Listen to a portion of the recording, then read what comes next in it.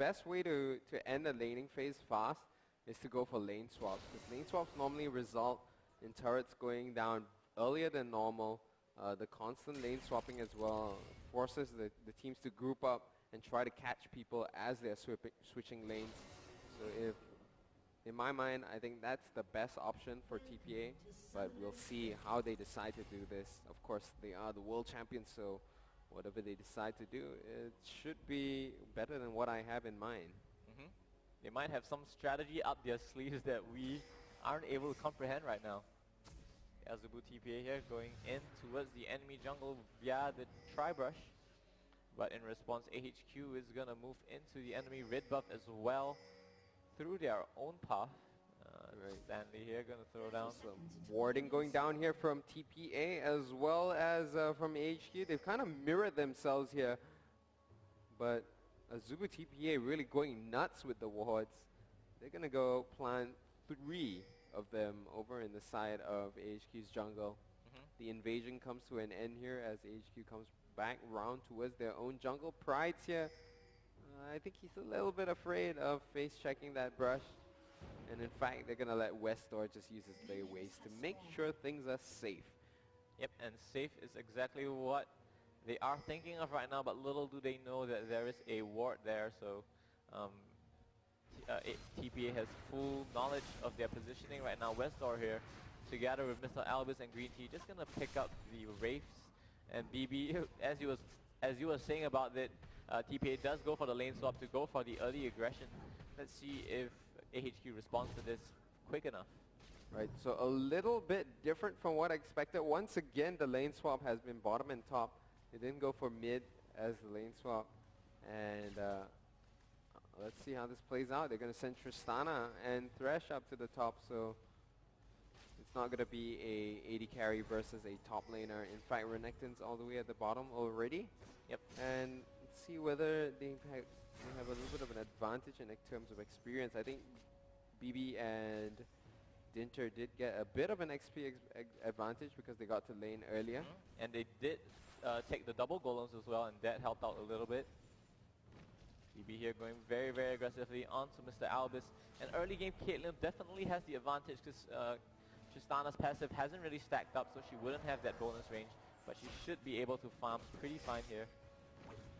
Firefighter shooting water out of the hydrant. Toys here in the mid lane, trying his best to bully Karthus, but not. The Westor's positioning is just way too good for him to land any auto attacks at all. Green Tea here, just gonna guard Albus. And over at the bot lane, it seems like the lane swaps hasn't really impacted much as all players are fighting their respective lanes. Right, so at this point, Stanley, in fact, is having a bit of a tough time dealing with Pride, who's just putting a very, very large amount of pressure on him. Has managed to push him all the way up to turret. Meanwhile, in the top lane, we saw Green Tea being a bit aggressive on BB. BB now trying to chase him down, getting a couple of hits in there. And it seems like overall the trade was pretty even. We are going to see Lantier come up towards the top lane. But Little Balls is there to stop any kind of counter gang. We see Green Tea coming in. He's going to put down that ward very early on. Nice death sentence there. Catches a hold of Dinter. Dinter, they're going to get taken out by Lantier, but Lantier gets dragged back into the action by the dredge line. Now they're going to try to chase down on Green Tea. Lil Ball's not fast enough there to get back in on the action. He's got that red buff, but the dredge line cooldown is just a little bit too long. So HQ taking advantage of that fight and coming out ahead with the first blood.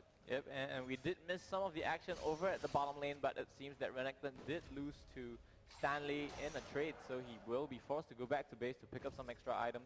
Does pick up the Doran's Blade, giving him that extra damage to harass the Shen further out of lane. And the thing about Renekton is he is very strong once he hits level 3, so we'll see how Price tries his best to pressure Stanley out of lane. BB here going in aggressively as he does have the shield up. So meanwhile, in the mid lane, we do see that Westor has managed to hold his own against Toys. In fact, he's a little bit ahead in farm. So things are looking pretty good for HQ right now. 500 gold in the lead, so the majority of that goal is coming from the first blood that they managed to get. Pride's here, also pulling ahead in CS. Renekton is one of those beastly top lane champions which can easily clear minion waves, and that is exactly what Pride is doing. But Caitlyn, on the other hand, at the top lane is trying his best to pressure out Mr. Albis towards his turret, so he misses some of the CS, at the same time deal some damage as much as he can to his to the opponent's turret. Dinter here walking back and forth, BB as well. Pride's having the farm time of his life. Shen isn't around to stop him, but in terms of CS, Renekton is already 10 CS above Shen, so Shen is a little behind, but he does have some extra armor. The chainmail has been bought, so Renekton wouldn't be able to deal too much damage. Right, and of course he's pushing up the lane as he did before this, and that is going to allow him to just deny some of that CS to Shen. Mr. Albis has yet to go back to base. He's managed to heal up all of his health, just relying on the Doran's Blade. It's a very, very steady source of lifesteal, just 5 damage. 5 health every time he attacks. Yeah, but a lot of AD carries now like to run the 4% lifesteal consistency, so that might have been his runes. Not too sure. There is... Did you check it out? Yep, he's got that 4% lifesteal. So Mr. Albis here is just slowly gathering back his health and doing very well because they are continuously pushing this lane. Death Sentence lands onto BB. BB taking a lot of poke damage. Mr. Albis is not going to get too greedy here. We do see Little Balls making his way back up towards the top lane. There is that pink ward. Lantier should have been able to spot him. Little Balls tries to go for Mr. Albis, manages to get his passive onto him. Flash from Mr. Albis. Now BB here is in a bit of trouble. He's getting pretty low. Lantier comes in from behind. The counter gank is going to be successful. In comes the Requiem. BB pops the barrier. It keeps him alive. And in the meantime, Westor is going to take advantage and farm the mid lane. But actually, I was quite confused by Toy's movement because he went towards the top lane and suddenly decided to back off. But if he was around in the team fight, one Shock Blast might have been able to help the team secure the kill. Right, I think he was going to go in there, and then there must have been a missed call as the team started to back off there. I think some of them wanted to disengage and some of them wanted to go in, and it ended up with neither happening really. And now AHQ sitting on a very happy gold lead there of about 1,000 gold, just a little bit above that. Toys here going to return to the mid lane to farm up. Westdor, on the other hand, is just going to continue spamming lay waves to pick up his farm. And, wow, I'm actually surprised that AHQ is doing well in both of these games. Right, so Pride here is still having that CS advantage over Stanley, and Renekton really is quite the lane bully. Especially in that early game. So it's no big surprise here to see that he's quite far ahead. Ooh, there we go. A little bit of harassment going down to prevent Stanley from recalling back to base. So they've swapped the lanes once again. They've sent BB over to the bottom lane to deal with Pride, and I think they've realized that Stanley hasn't been dealing too well with that pressure. Over at the top lane, we do see Mr. Albis and Green Tea just piling on that turret, dealing quite a fair bit of damage to it. Oh, great play there. Oh, they're trying to go for the kill onto Little Balls, but in comes the Shen ult, and they still manage to pick up the kill. Green Tea there, escaping with just a little bit of help. One more hit and he would have gone down. Really nice play. Pride's here with the aggression onto Dinter. He's trying to chase him down. Don't think that he's going to be able to catch up to a Janna though. I do just notice that Green Tea is actually running the Ignite, which is actually something that isn't very commonly seen on supports. Most of them run the Exhaust. But now that ADCs, almost every single ADCs runs barrier now, the extra Ignite did manage to help them secure the kill. Right, I think that Ignite just goes to show that they wanted to go for that aggressive early game, which they did go for. So I think all was planned. Westar here in the mid lane is still doing very well. 15 CS ahead of Toys. Things are looking very bright for AHQ.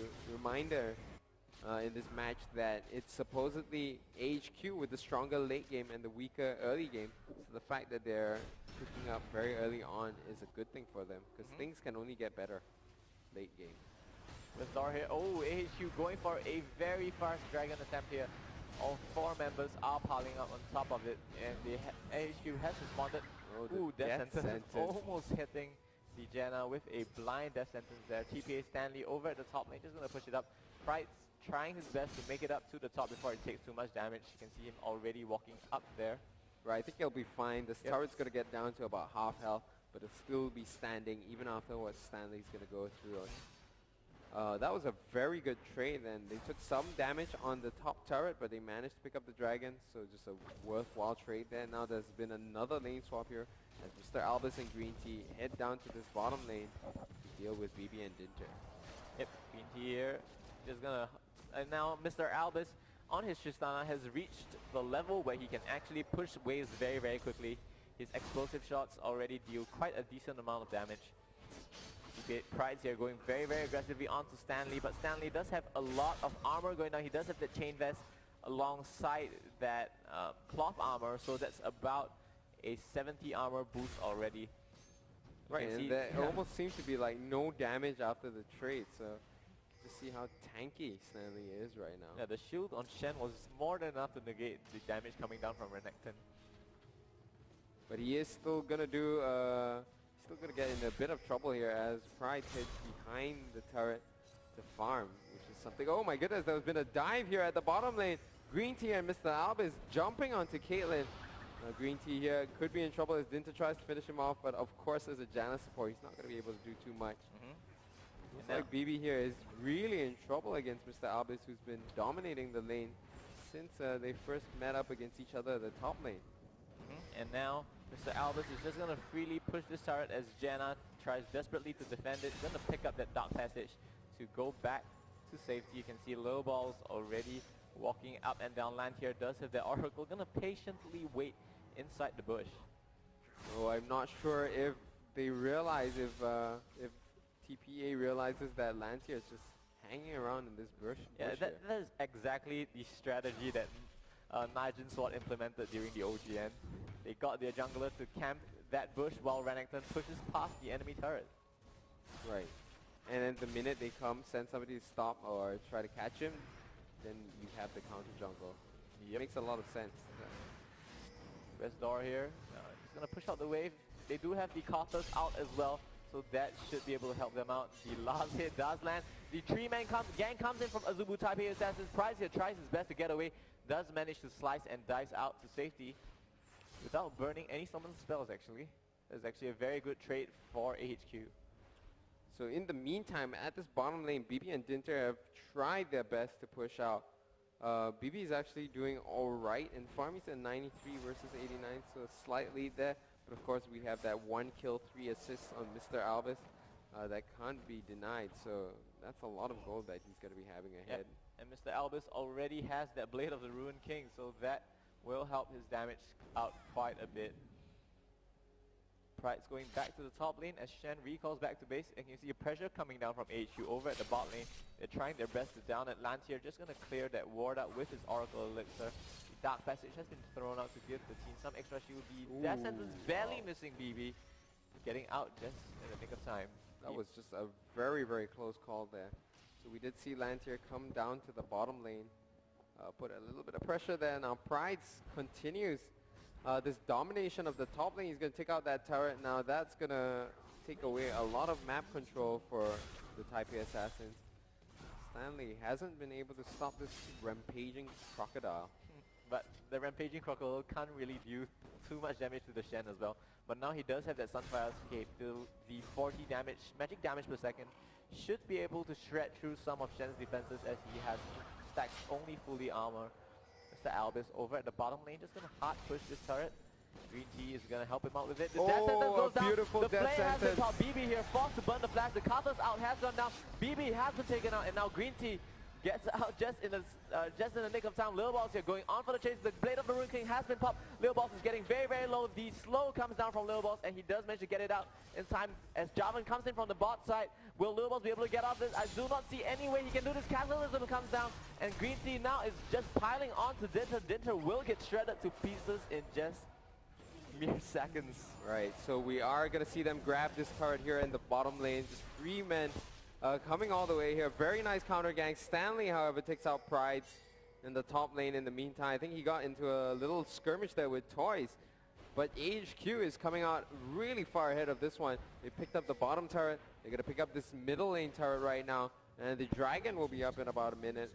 So they're going to be back in time for that.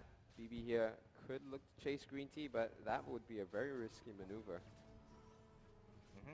And now with that lead that they have taken at bottom lane, Green Tea and Mr. Albus has decided to go back to base to pick up on items, and I think the Tristana now is like super fat. She does pick up the BF sword and the boots as well. That will help out her damage quite a bit. She not too sure what she will evolve that BF sword into, but right now where she stands, she has quite a high amount of DPS.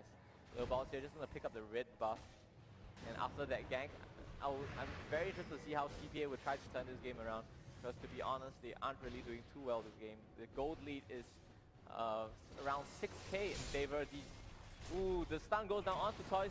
Thundering Blow comes down to try and knock him away, but the pressure is just way too much. Toys here taking very, very low. The flash goes down on Lantern. He tries his best to take down Toys, and he does succeed. Now Little Boss is on the run. Price goes in. Will his Ruthless Predator come up in time? Nope, it does not. And now AHQ comes out with a 1-kill lead. So Dragon is up, and they're down one member. Lantern and Price took almost no damage securing that kill. This is a big deal here as HQ gets yet another objective. This seems to be a repeat of what happened in the last game, and HQ is just working like clockwork here as they take out these objectives and maintain control of the map. AHQ here being a monster of a team right now, controlling so much. Caitlyn, they're just gonna caliber net over the wall as he does spot out AHQ coming towards his direction. Mr. Albus gonna pressure out the bottom lane, and now AHQ has so much map control this game, they can contest for a Baron very, very soon. The goal gap, ooh, that death sentence just out of range for just that little bit. But now the goal gap is in exactly 8.3k. I'm not too sure how TPA can turn this around. 8.3k is a huge goal gap to be in, as all 5 members of AHQ is gonna try and pressure out the bottom lane. We're gonna see Mr. Albus here actually start tanking the turret a bit. Not sure if he's the right person to be doing that, and in the meantime we have Lantern at the back just zoning people out. They do manage to pick up the 2nd tier turret. Very big deal, as once again they managed to just pull ahead in turrets. It's 4-0 right now, so almost no additional map control granted to the Type A Assassins because they have not taken out any turrets. They've got that Shen over in the top lane. Might leave an opening here for AHQ to push down the middle. Shen is going to join up with the team, going to move towards the area. You can see Javan going in for the Oh engage. boy, they're going to go for the engage. Lantern goes in with a Cataclysm, locks everybody down. Now Westar is in the perfect position for his Defile just to keep dealing damage. Mr. Albus gets that jump combo. He landed the first jump, jumps in again, and he goes like, oh no, didn't want to go there. He's going to run away from Stanley, and they're going to go instead here for that middle lane turret. Yep, jumping into 2 big bodies is not something an ADC would want to do. Good choice on Mr. Albus there to back off, but I think if he did stick around, he wouldn't be in too much of trouble. Oh my goodness, yet another death sentence here from Green Tea as Stanley gets caught out, pulled into the middle of the enemy team there, and that is just going to mean a down inhibitor turret here. Green Tea did have to pay for that kill with his life, but you know, in the end it was all worth it. Karthus just going to throw down a wall of painful safety as all of AHQ now is going to recall back to base. They have a staggering close to 12k goal, around 11k right now. Going to recall back to base, pick up some items, and probably go for the Baron contest. So we've got a lot of vision over in the bottom side here for HQ. I think they're going to be likely pushing up the mid once again. They've got a very nice lead. Tristana does have that 2,000 gold, hasn't gone back to shop, so she's going to probably head back to base, get her items, and then we'll see that push towards the middle lane. Yep. Don't think we're going to see a Baron contest because there isn't really much reason for HQ to do that. They're already very far in the lead. They can continue pushing down these turrets. They've got the range advantage of Tristana, so no reason for them to go for that Baron. But Green Tea did pick up the Oracle Elixir, so that would further blind the jungle vision for the side of TPA. You can see him already walking around with that pink eye above his head. Pride's here gonna get out of harm's way very, very quickly. Wards have been planted down, 2 wards in fact. Green Tea here now just gonna move around towards the mid lane, as AHQ here looking very, very strong this game, coming out ahead in almost every single team fight. There is just a lot of money sitting on Mr. Albus right now. He's got that Infinity Edge. In fact, oh, they're going to go for that Baron. They're just so happy. I mean, they're just so confident that there's nobody going to be coming here to stop them. They're just going to pick this up for free right now, as almost every single member of TPA is just way too far away to deal with this. Down the Baron goes. And right now, HQ could just power down that mid without facing much resistance at all. If you have a lead, why not make it bigger? They're just going to pick up the Baron buff, and that extra health regeneration is just going to help AHQ so much more in downing the inhibitor, and probably another lane they had the potential to swing over, but most of their minion wave over at the bot and top side has been pushed out, so I highly doubt there will be a second lane push unless they push all the way, push the minion wave all the way towards TPA's base. Westdoor here going to pick up the blue buff, and that will help him just that much in the upcoming team fight. The health the mana regeneration and the cooldown reduction is going to help Karthus just so much more. You can see now AHQ here going very, very aggressively despite Karthus not being in the area. The flag has been thrown down. No follow-up going down though, just probably used it to check some vision. Mr. Albus here going to just camp around the outskirts of the base and await the next engage. I don't think he was using it for vision. He was just clearing up the minions. And he's going to take out the inhibitor here. In comes the death sentence onto Stanley, not the person that they wanted to catch a hold of. Pride uses the slice and dice, and they're going to go in there. The Cataclysm gets used. In comes the ult from Dinter to just blow everyone away with the Monsoon. But it is not enough here as Pride just jumps in there alongside Lantier. Yeah, they're going to pick up one kill for nothing there. Along with the inhibitor, swing over to the top. They're going to pick that up easily as well. They've got the Baron buff, so they're going to be regenerating health in no time. Yep, Pride's here, just going to move over to the top side, but TPA is responding to this as Shen has come around the area. Pride's here just going to step on the Yordle Snap Trap to kind of give the teams some room to move around in the upcoming team fight, as they are poised to take down this top turret. 4 members of HQ is camping near the turret area as they allow Westdoor to push down the minion wave. Wow, there's a lot of pressure coming down. Stanley here just walking back and forth. There's nothing much they can do. The wall of pain goes down, but he just shadow dashes away to safety. Oh my goodness, Hook that's goes down another. and the engage. The flay comes out. No, the buff doesn't come out though. TPA is going to get shredded to pieces. BB here taken very, very low. The last auto attack from Mr. Albus does secure the kill, and now Stanley will be taken out. And Mr. Albus is just jumping around like a bunny rabbit. Little balls here forced to run away, and AHQ here looks to take the first Nexus turret here. Gonna take it down really, really quickly. Westdoor and Albus DPS is pretty high right now. Another nice hook there from Green Tea as he plays Little Balls back into the fight. They're gonna go for this second Nexus turret. This is gonna be a quick game here for AHQ, as there's still 4 death timers for the Azubu TPA assassins. Only one left alive here is Dinter, and as the support, he's not going to be able to do anything to stop this one. In comes that last, but mostly futile attempt to stop this push.